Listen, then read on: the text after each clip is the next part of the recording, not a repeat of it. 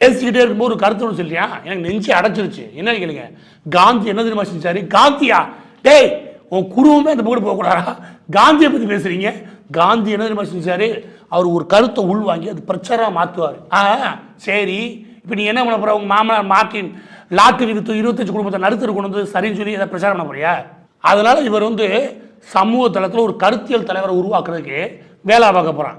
நீ வேலை பார்க்குற ஒன்று வேலை பார்க்கலாம். என்ன தெரியுமா? ஊரில் உருப்படியான ஒரு வேலை இருக்குது. உங்கள் மாமனாருக்கெல்லாம் அவர் மாற்றி விடுறது. நீ ஊருக்குள்ள மாட்டி விட்டுன்னு வச்சுக்கவேன், அதை விட ஒரு பெரிய புண்ணியம் எதுவுமே கிடையாது. நீ எதுவுமே செய்வானா ராஜா?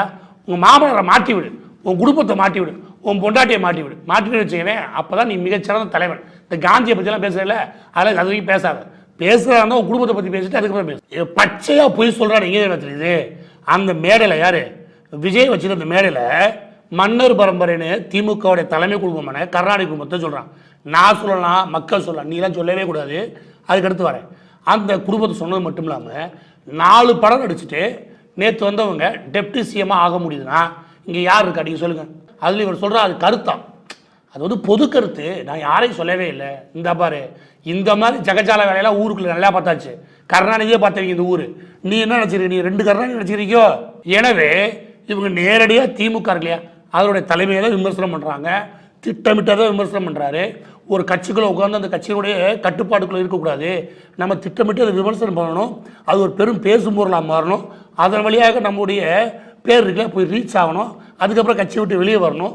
அதுக்கப்புறம் விஜயன் தான் கருத்தியல் தலைவர் சொல்லணும். கடைசியாக அங்கே போய் ஐக்கியமாகணும். இதே பிளான் வச்சுக்கோ. அப்போ இவங்களாம் சேர்ந்துக்கிட்டு திமுக தோக்கடிக்க போகிறாங்க அப்படின்னு நம்மன்னு வச்சுக்கவேன். அதோட கேடக்கிருக்கீங்க எதுவுமே கிடையாது. ஏன் கேளுங்க. ஏன்னா இந்த விஜயும் ஆதவ அர்ஜுனோட தற்காலிக பிளான் என்ன எங்களுக்கு தெரிகிற வரைக்கும் என்ன அப்படின்னா, இவங்க என்ன பண்ணுறாங்க அப்படின்னா, திமுகவோட தீவிர எதிர்ப்பாளர்கள் நாங்கள், திமுகவை எங்களால் தான் வீழ்த்த முடியும் இப்படின்னு சொல்லி திமுகவுக்கு எதிராக இருக்கக்கூடிய ஓட்டு இருக்கு இல்லையா, ஊருக்குள்ள எல்லா பேரும் திமுக எப்படா விழுகான்னு இருக்காங்க, மக்கள்லாம் வெறுப்பாக இருக்காங்க. அந்த ஓட்டை 2ஆக பொழக்கணும்.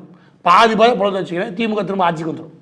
எதிர்ப்பு ஓட்டப்பெல்லாம் பொழக்கிறதுக்கு தான் இவராக வச்சுக்கவேன். அப்படி எதிர்த்து நிற்கும் போது நம்ம கூட்டணியெல்லாம் சேர்த்துக்கிட்டோம் வச்சுக்கவேன். சேர்த்துக்கிட்டோம்னா நம்ம என்ன கிடைக்கிது? ஒரு நல்ல ஓட்டு சேதத்தோட நம்மளால் முடிஞ்சால் எதிர்கட்சியாக உட்காருவோம். பின்னாடி எதிர்காலத்துக்கு அப்புறம் யார்? எம்கே ஸ்டாலின் ஒருவேளை அவர் காலகட்டத்துக்கு அப்புறமா நம்ம எதிர்கட்சியிலேருந்து ஆளுங்கட்சிக்கே வந்துடலாம். இதுதாங்க இவங்க பிளான்.